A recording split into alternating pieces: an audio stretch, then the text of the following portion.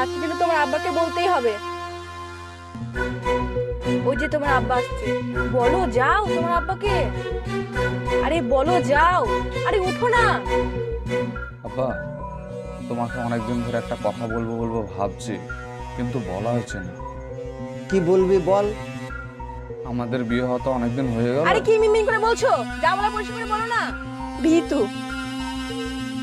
তোমার বৌমা বলছে যে এই বাড়িতে আর থাকবে না, বাবার বাড়িতে গিয়ে ওইখানটায় থাকবে। এই বাড়িতে থাকবে না মানে ওই তুই শ্বশুর বাড়ি যে ঘর জামাই থাকবি? হ্যাঁ আব্বা, ও ঠিকই বলছে, আমরা আর এই বাড়িতে থাকবো না, আমরা এখন আমার আব্বার বাড়িতে গিয়ে থাকবো। আরে বৌমা, আমার একটাই ছেলে, আমি বড় শখ করে তোমার সঙ্গে বিয়ে দিয়ে নিয়ে এসেছি, আর তুমি তো আমার এই সংসার দেখাশোনা করবা, আমাকে দেখাশোনা করবা। তোমরা যদি চলে যাও তো আমাকে দেখবে কে? দেখেন আব্বা, আমরা তো একদম চলে যাচ্ছি না, আসবো মাঝে মধ্যে, এসে আপনাকে দেখে যাব। শোনো বৌমা, রাজারাও তো মেয়ে বাড়িতে পুষতে পারে, তাও রাজারা মেয়েদের বিয়ে দেয় কিসের লেগে? এটা কখনো ভেবে দেখেছো তুমি? আর তুই মেয়ে ছেলের কথা সেটা চলে যেতে রাজি হয়ে গেলি? তুই 5টা মানুষের সঙ্গে উঠা বসা করিস, তোর ভিতরে জ্ঞান বুদ্ধি নাই? শুনিসনি নিজের দেশের ঠাকুর আর পরের দেশের কুকুর, পরের দেশে গেলে কুকুরমদন হয়ে থাকতে হয়, সে জ্ঞান তোর নাই? তুই এত বড়টা হয়েছিস, সবকিছু জানার সত্ত্বেও তুই শ্বশুর বাড়ি ঘর জামাই থাকতে যাচ্ছিস। দেখেন আব্বা, আমরা মতামত নিয়ে নিয়েছি, আমরা আমার আব্বার বাড়িতে থাকবো তো আমার আব্বার বাড়িতেই থাকবো। আপনার এত কথায় আমার মতামত চেঞ্জ হবে না। আপনার যেমন বয়স হয়েছে আমার আব্বারও বয়স হয়েছে, আপনার বাড়িতে তো এতদিন সংসার করলাম, এখন তো আমাদের উচিত আমার আব্বার বাড়িতে গিয়েও থাকার।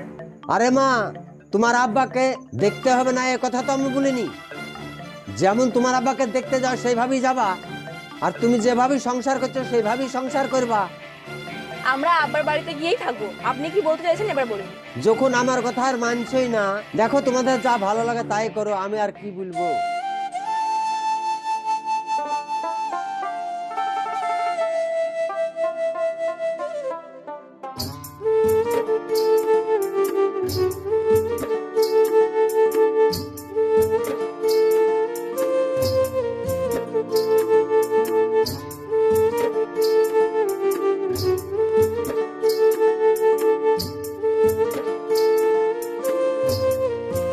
এই শোন, তুই সকালেই কথাটা বললি আর এক্ষুনি তুই চলে যাচ্ছিস।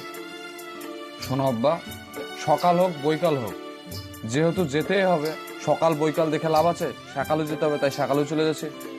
আমি তোকে লালন পালন করে মানুষ করেছি, আর আমার কথা তুই একবার ভাববি না? শেষ পর্যন্ত তুই আমার নামটাই উচ্ছেদ করে দিলি। তুই শ্বশুরের গ্রামে যখন থাকবি, তোর শ্বশুরের নামই তোর পরিচয় হবে, আমার নামে আর তোর পরিচয় থাকবে না। তুই শ্বশুরের পরিচয় থাকতে চাস? শ্বশুরের পরিচয় বাঁচবো কিসে লেগে? নিজে কিছু করবো, আবার কি? যা খুশি করগা, তোকে আর আমি বুঝাইতে পারবো না। ওই গো, তাড়াতাড়ি চলো, দেরি হয়ে যাচ্ছে তো।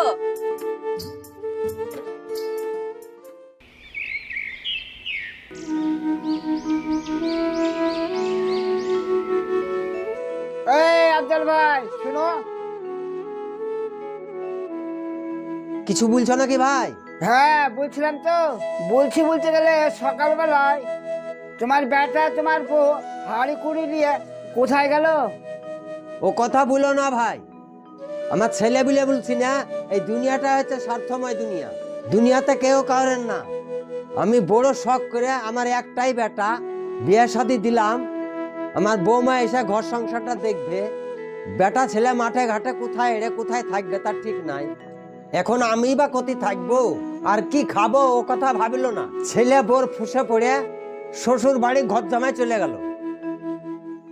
শুনো ভাই, ছেলে হচ্ছে মনে করো যতদিন টানা জড়ানো থাকে ততদিন তাবে থাকে, আর ছেলেকে মানুষ করে যখন বিয়ে দিয়ে দাও না, তখন কি হয়, তখন বাপ মাকে ছেড়ে বউর তাবে চলে। বউ যে কথাটা বলবে সেই কথাটা শুনবে, বুঝতে পারলে? বুঝতে তো পারলাম, কিন্তু সবাই সমান লাই ভাই, কেউ নিজের দেশ ছেড়ে শ্বশুরের দেশে যায় বলো দিনি? হ্যাঁ, যার বুদ্ধি নাই সেই যাবে। যাক গেছে যাক, যাও চাইলে। হ্যাঁ আমি যাই।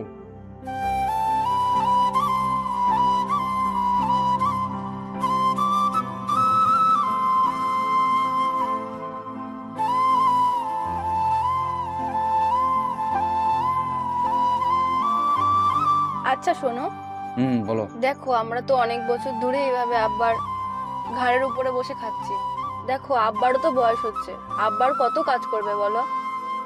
তুমি এক কাজ করো, তুমি বাইরে চলে যাও। 2-5 বছর যদি বাইরে গিয়ে ইনকাম করো, তুমি বাইরে কাজ করে টাকা জমিয়ে গ্রামে একটা জায়গা কেনো, দিয়ে আমরা সেখানেই ঘর করে থাকবো।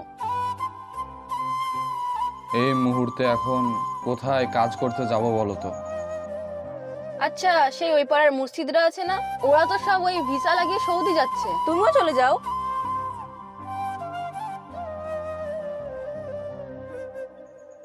ঠিক আছে, তাহলে তাই করতে হবে। ঠিক আছে, ডাল দিব তোমাকে একটু? না, আমি নিচ্ছি।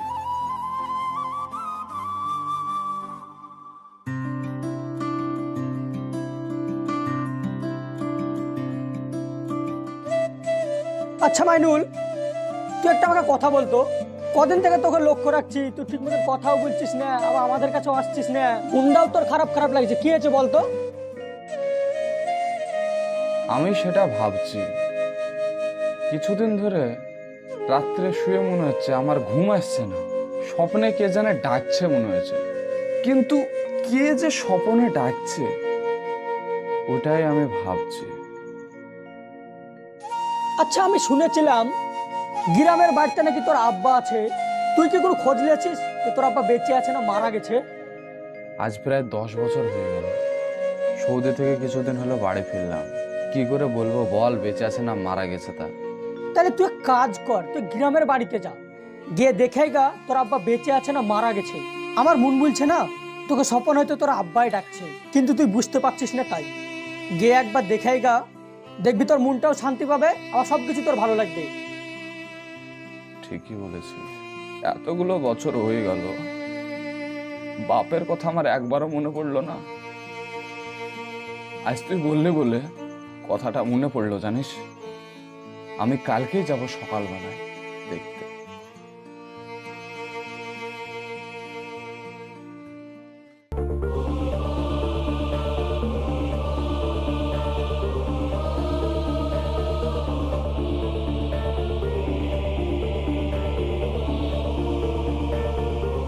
ওই খোকা শুনো, তোমাকে আমি সকাল থেকে দেখছি এগলি উগলি ঘুরে বেড়াচ্ছ, কি ব্যাপার? চাচা, আজ প্রায় 10 বছর আগে এই পাড়াতে একটা বয়স্ক লোক বসবাস করতো না, ওই আফজাল বলে নামে। আমি এত খোঁজাখুঁজির পরেও বাড়িটা পেলাম না, আপনি একটু আমাকে বলে দেবেন কোন বাড়িটা তা? ওই আফজালের কথা বলছো, যে কুলঙ্কা ছেলে ওর বউর কথা শুনে শ্বশুরবাড়ি চলে গেছে, সেই আফজালের কথা বলছো? হ্যাঁ। আর সেই আফজালের কথা বলো না, লোকটার অবস্থা খুবই খারাপ, দেখার লোক না। আর ওই কুলঙ্কা ছেলেকে কি করছে যে পৃথিবীতে জন্ম দিয়েছিল, জন্ম দিয়ে লোকটা ভুল করেছে জানো, একবারও বাপের কথা ভাবেনি। বউর কথা শুনে যদি শ্বশুর বাড়ি চলে যায়, তাহলে বাপটা কি করবে, কি খাবে, সে বুদ্ধিটুকু নাই। এখন পর্যন্ত ছেলেটার জন্য কান্দাকাটি করে, জানো বা? কোথায় থাকে আমাকে একটু বলেন না? ওই যে ঘরটা দেখতে পাচ্ছ না, ওই ঘরের ওই পাঁজরে একটা কুড়ে ঘর আছে, ওইখানেই থাকে। তো তুমি কে বা? তোমাকে তো আমি চিনতে পারলাম না, তুমি এত খোঁজ নিচ্ছ, তুমি কে?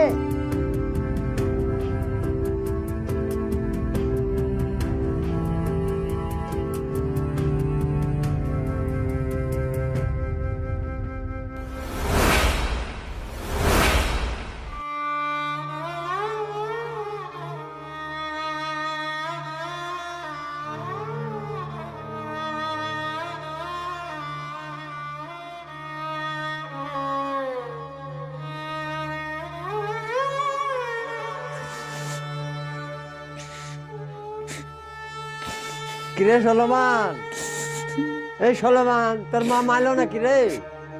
কথা বলছিস না কেন তুই? কি হলো তোর?